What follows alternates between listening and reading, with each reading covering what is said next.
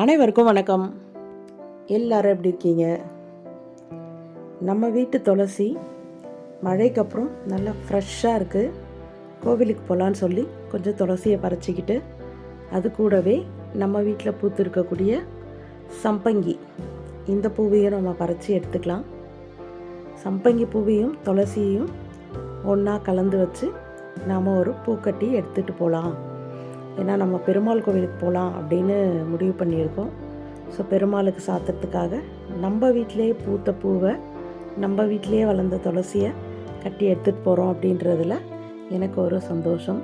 So பெருமாளுக்கான பூ ready ஆகிடுச்சு. நாமளும் இப்போ ரெடியாகி கிளம்பிடலாம். அப்படியே நம்ம வீட்டில் இருக்க பாரிஜாதம் செடியும் பூத்து இருந்துச்சு. ரொம்ப சூப்பராக 3 பூ இருந்துச்சு. சரி, பறித்து ஒரு பூவை நாம் சூடிக்கொண்டோம். மீதி 2 பூவை பெருமாள் பாதத்தில் சமர்ப்பிக்கலான்னு சொல்லி எடுத்துக்கிட்டு கிளம்பியாச்சு. ஸோ எந்த கோவிலுக்கு போகிறோம் அப்படின்னா, பிரசன்ன வெங்கடேச பெருமாள், தென் திருப்பதி அப்படின்னு சொல்லக்கூடிய மலைவையாவூர், அந்த கோவிலுக்கு தான் போயிருந்தோம். கோவில் அட்மாஸ்பியர் வந்து ரொம்ப சூப்பராக இருக்கும். ஒரு சின்ன மலை மேலே வரைக்கும் வண்டி போகும். அங்கேருந்து போனோம்னா நல்ல விசாலமான கோவிலை சுற்றி வர்றதுக்கு இடம் ரொம்பவே சூப்பராக இருக்கும். வாய்ப்பு கிடைக்கிறவங்க போயிட்டு வாங்க. ஸோ நம்ம வெளியில் இருக்க அவதாரங்கள்லாம் பார்த்துட்டு, சங்கு சக்கர நாமெல்லாம் பார்த்துட்டு, கொடிமரம்லாம் தரிசனம் பண்ணிவிட்டு உள்ளே போய் சாமியும் பார்த்துட்டு வந்தாச்சு.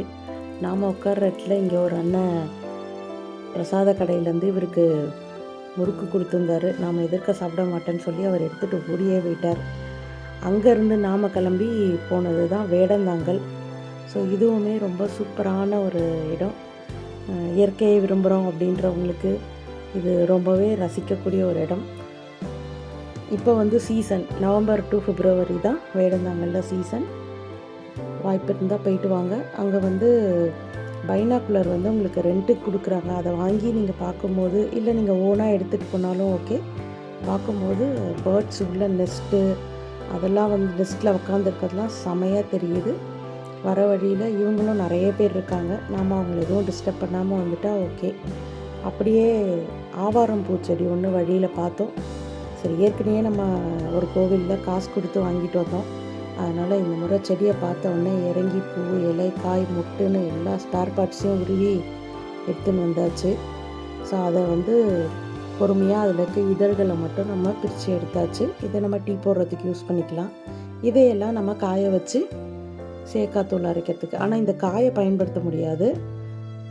அது முதிர்ந்திருந்தால் விதை போட்டு செடியாக வளர்க்கலாம். ஆனால் அது பிஞ்சு தான். ஸோ இந்த பூவை டீ போட யூஸ் பண்ணிக்கலாம். நன்றி. நலம் பெறுக வளம்.